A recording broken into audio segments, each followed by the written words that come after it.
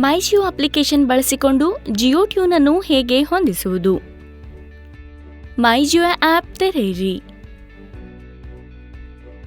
Quick links ಕೆಳಗೆ scroll ಮಾಡಿ ಮತ್ತು ಜಿಯೋ ಟ್ಯೂನ್ ಮೇಲೆ ಕ್ಲಿಕ್ ಮಾಡಿ. 30 ದಿನಗಳಲ್ಲಿ ಒಂದು ಜಿಯೋ ಟ್ಯೂನ್ ಉಚಿತ.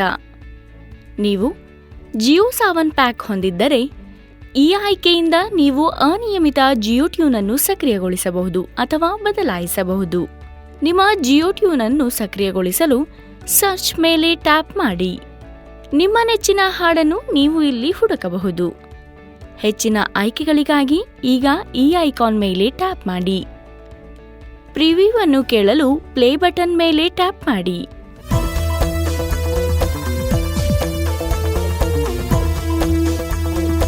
ಹಾಡನ್ನು ಜಿಯೋ ಟ್ಯೂನ್ ಆಗಿ ಹೊಂದಿಸಲು ಸೆಟ್ ಮೇಲೆ ಕ್ಲಿಕ್ ಮಾಡಿ. ನಿಮ್ಮ ಜಿಯೋ ಟ್ಯೂನ್ ತಿಂಗಳ ಎಣಿಕೆಯನ್ನು ಪ್ರದರ್ಶಿಸಲಾಗುತ್ತದೆ. ಮೈ ಜಿಯೋ ಅಪ್ಲಿಕೇಶನ್ ಮೂಲಕ ಪ್ರತಿ 30 ದಿನಗಳಿಗೊಮ್ಮೆ ಒಂದು ಉಚಿತ ಜಿಯೋ ಟ್ಯೂನ್ ಪಡೆಯಿರಿ.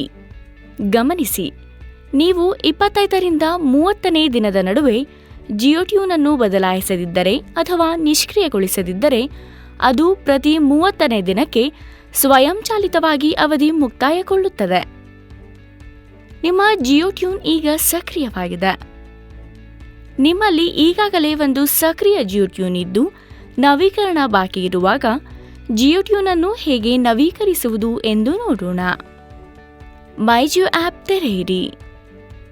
ಕ್ವಿಕ್ ಲಿಂಕ್ಸ್ ಕೆಳಗೆ ಸ್ಕ್ರಾಲ್ ಮಾಡಿ ಮತ್ತು ಜಿಯೋ ಟ್ಯೂನ್ಸ್ ಮೇಲೆ ಕ್ಲಿಕ್ ಮಾಡಿ. ನಿಮ್ಮ ಜಿಯೋ ಟ್ಯೂನ್ ಮುಂದಿನ 5 ದಿನಗಳಲ್ಲಿ ಅವಧಿ ಮುಗಿಯಲಿದ್ದರೆ ನವೀಕರಣ ಆಯ್ಕೆಯನ್ನು ಪ್ರದರ್ಶಿಸಲಾಗುತ್ತದೆ.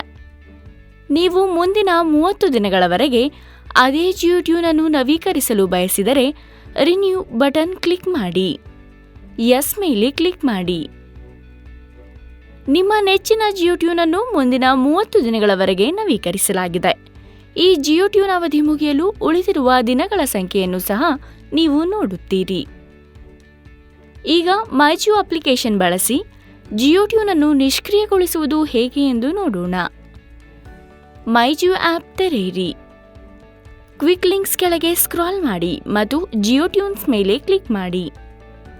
ಮ್ಯಾನೇಜ್ ಮೇಲೆ ಕ್ಲಿಕ್ ಮಾಡಿ ಮತ್ತು ಡಿಆಕ್ಟಿವೇಟ್ ಮೇಲೆ ನಂತರ ಟ್ಯಾಪ್ ಮಾಡಿ. ಎಸ್ ಮೇಲೆ ಕ್ಲಿಕ್ ಮಾಡಿ. ನಿಮ್ಮ ಜಿಯೋ ಟ್ಯೂನ್ ಈಗ ನಿಷ್ಕ್ರಿಯಗೊಂಡಿದೆ. ಪರ್ಯಾಯವಾಗಿ ನಿಮ್ಮ ಜಿಯೋ ಟ್ಯೂನ್ ಅನ್ನು ನಿಷ್ಕ್ರಿಯಗೊಳಿಸಲು ನೀವು ನಿಮ್ಮ ಜಿಯೋ ಸಂಖ್ಯೆಯಿಂದ 155223ಕ್ಕೆ ಕರೆ ಮಾಡಬಹುದು. ಧನ್ಯವಾದಗಳು.